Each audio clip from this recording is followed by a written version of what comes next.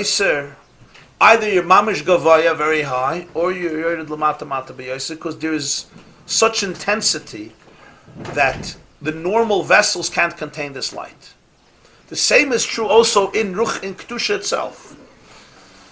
Things that are very, very lofty, they can't be expressed in normal spiritual language. Why? Because they don't have the containers for them. How do they come out? They come out in very unconventional ways. They come out where? He says in Soif Maisa. In physical action. In physical action, there is an energy that is rooted in the deepest places, which here, you have here Chidush Otzum that he's saying here. I'm going to say it very bekitzer. And that is, generally, in the world of therapy, there's two different systems. One is behavioral, and one is psychoanalytical, psychodynamic. One is a person has a problem, you try to figure out the root of the problem in their soul. Another is a person has a problem, you try to dictate their behavior, change, alter behavior. Much like a couple comes, they're having a marital crisis, yeah? One path is you analyze why she feels this way, he feels this way, what happened in your youth, who was your mother, who was your father, how you experienced yourself, what type of home you grew up in, what type of voids you have, insecurities, trauma, etc. All the good stuff, right? Another approach is start taking a walk, a half an hour a day, start buying ice cream for each other every Friday afternoon, go away for 3 weeks. You say, well, how is this going to heal this? One is a behavioral approach, and one is a psychodynamic approach. The emes is, and everyone tain is that this is emes la'mitay v'chuli, this one says this is chitzonius, and this one says this one. What is the Alter Rebbe saying here? A big vart. And that is, there's a lot of parts of the soul that you could deal with by dealing with the soul. But the highest parts you can't deal with directly. The only way you can access it is through Soif Maisa. In action and behavior, you somehow can affect and trigger something that's so deep that there's no words. If you deal with it in the world of words, you're going to fail because it's beyond words, it's beyond thoughts. We have no access to it. So how do you have access to it, he says? In the opposite extreme, Soif Maisa. In technical, behavioral reality, which is divorced from internal emotion and internal awareness. It's just almost you change physical things you're doing. You didn't do anything else.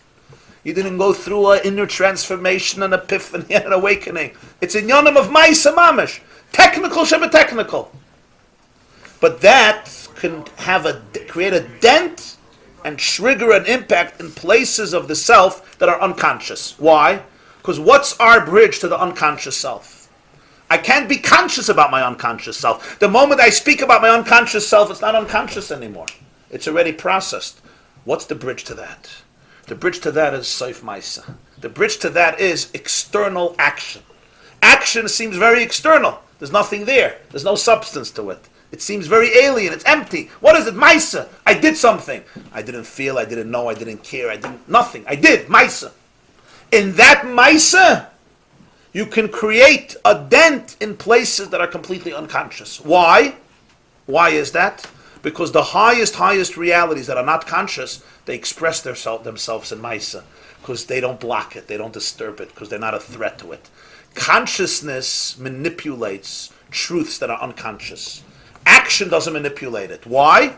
Because it's completely technical, it's completely physical. So it's a keli for things, because it doesn't have to articulate, it doesn't have to make sense. When things have to make sense, things that don't make sense will run away from them. When things don't have to make sense, it's fine. In Maisa, it doesn't have to make sense. It's behavior, it's physical, it's concrete. So he says, the Oid of Torah, because it's deeper than Tefillah, its real doesn't come out of Machshav, its real comes out in Hakal Kal Yaakov, in Dibur, which is a form of Maisa.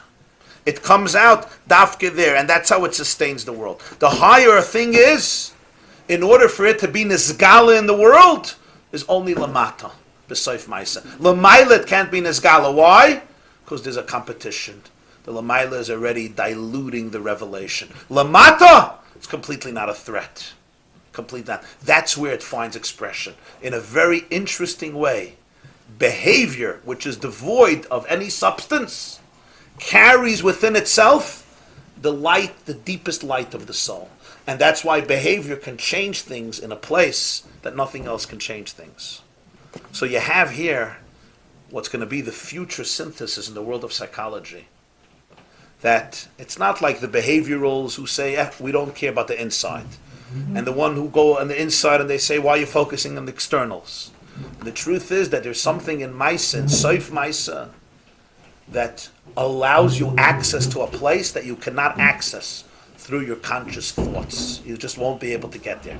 It's too big, it's too powerful, it's too true to allow itself to be spoken about or to be thought about. The only way you can access it is by not directly accessing it through an experience. It's through Maisa. Maisa, that's the keli for the deepest oiros. And then it comes down to machshava. Then it already gets.